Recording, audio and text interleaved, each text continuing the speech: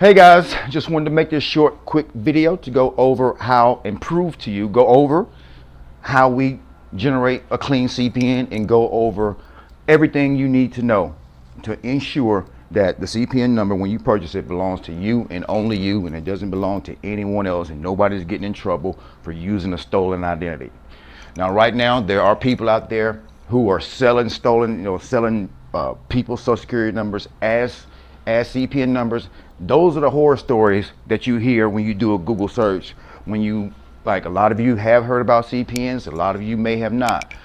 There's people out there, when you do a Google search, it says, oh, CPNs are legal. Well, yeah, CPNs are illegal. Well, yeah, they're illegal when you sell somebody else's stolen identity or social security number.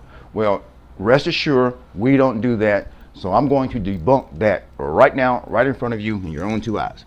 So there's this site, it's called Steve Morris Decoding Social Security Numbers, okay? So there's a lot of information on this site. You can go over it. This link will be under the video so you can play around with it yourself. So for example purposes, so I don't know if you guys know this, but the first 3 digits of your social is where you're born, the state you were born. The middle digits, you can go over here and read. Like I said, you can read everything that you want to about decoding everything. So, but just for example purposes, my social is 247. The first 3 digits of my social is 247. My middle number is 31.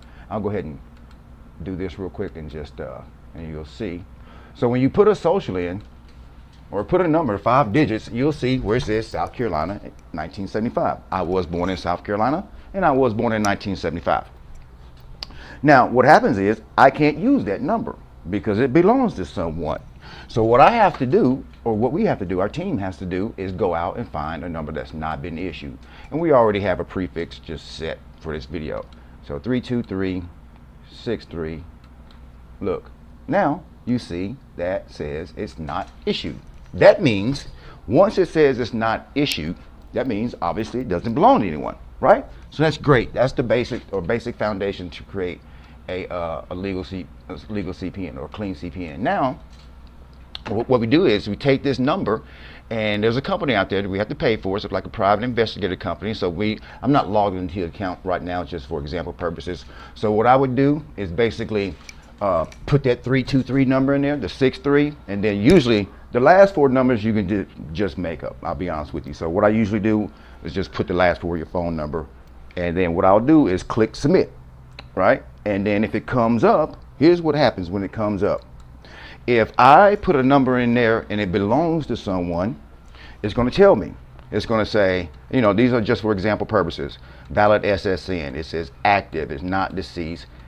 It was issued in Ohio in around 1975, 1976. Okay, so when I do the search, if it comes back like that, I can't use it, right?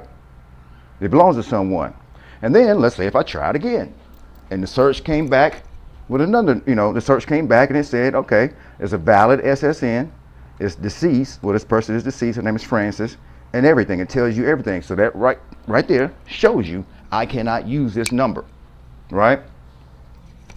And so therefore, this is where a lot of people get in trouble. Once again, all those war stories or horror stories on the Google search is like, you see, people are getting in trouble. That's why, because they're using dead Social Security or people's numbers that belong to people. Well, once again, we don't. So what would happen is, one more time. So let's just say if I got the first 2 wrong, and let's just say if I generated another 3rd number. And so what would happen is, when it came back, and this is how you get a clean number, you guys. So the number will come back valid. It's going to come back inactive. It's going to come back the state it was issued, and it's going to say reserved for future use. So that means the numbers that you get is going to be valid. It's going to be inactive, which means it doesn't belong to anybody, and clearly it says reserved for future use. Or if I do a search with that number and it's just a bad number, period, invalid SSN or invalid number. So yeah, that is how it's legally done. So you guys can, don't worry about if you're getting a stolen identity or anything like that, because you're not. So I just wanted to debunk all the negativity that you may see on Google and all that stuff. And I just showed you with your own two eyes exactly how it's done. With that being said, get started today.